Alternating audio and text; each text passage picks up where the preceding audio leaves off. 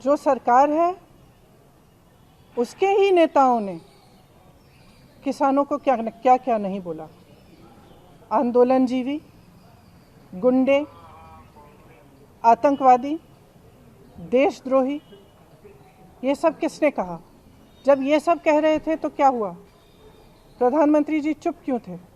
बल्कि उन्होंने आंदोलनजीवी शब्द बोला।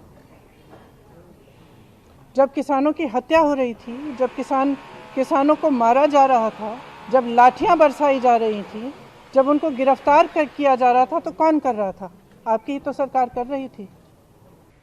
कुछ ऐसी परिस्थितियां बनी जिसके कारण कुछ किसानों को इन कानूनों में आपत्ति दिखाई देती थी।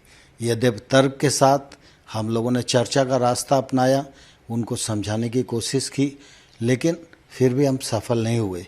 इसलिए प्रधानमंत्री जी ने आज गुरु नानक देव जी के प्रकाश पर्व के अवसर पर इन तीनों कानूनों को रद्द करने, रिपील करने का जो निर्णय किया है वह निश्चित रूप से स्वागत योग्य है। काले कानूनों की वापसी अहंकार की हार है। ये किसानों की जीत है, लोकतंत्र की जीत है। इस गलत और काले कानून की वजह से 700 किसानों को अपनी जानें खोनी पड़ी। अगर वो अपने ईगो को बाजू रखते और अपने संविधान को सामने रखते तो ये कानून बनता नहीं और ये 700 किसान अपनी जान उनको देनी नहीं पड़ती।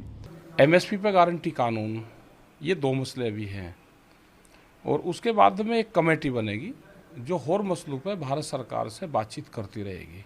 ये तो होगा नहीं कि हर मामले में हम आंदोलन करेंगे, 1 साल होगा और उसके बाद में होगा। तो एक कमेटी बन जाए, उसमें जितने भी सरकार के लोग रहेंगे, संयुक्त मोर्चे के लोग रहेंगे और उस मसलों पर बातचीत होती रहेगी। इसका मतलब ये माना जाए कि आंदोलन जो है वो फिलहाल कंटिन्यू रहेगा, जारी रहेगा? बिल्कुल कंटिन्यू रहेगा। कैसे चले जाएगा किसान बगैर बात के? आपने घोषणा कर दी, किसान चला गया, ऐसे कैसे चला जाएगा?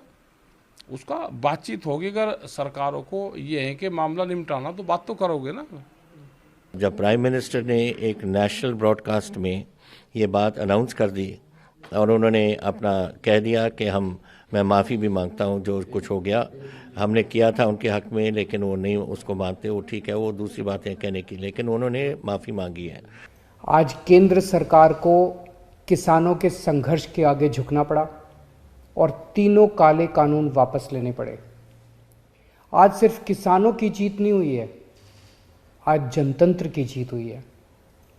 आज किसानों ने सभी सरकारों को बता दिया, जनतंत्र में सरकारों को हमेशा जनता की बात सुननी पड़ेगी। इस आंदोलन को तोड़ने के लिए सरकार ने, पूरे सिस्टम ने, एजेंसियों ने, पूरे के पूरे तंत्र ने न जाने क्या क्या कोशिश की। किसानों को आतंकवादी कहा, खालिस्तानी कहा, एंटी नेशनल कहा, सब तरीके से घेर के उनको, उनके हौसले को तोड़ने की कोशिश की गई। लेकिन किसानों के लिए भी आज़ादी की लड़ाई थी। आज़ादी के दीवानों की तरह किसानों ने भी कमर कस के ये लड़ाई लड़ी।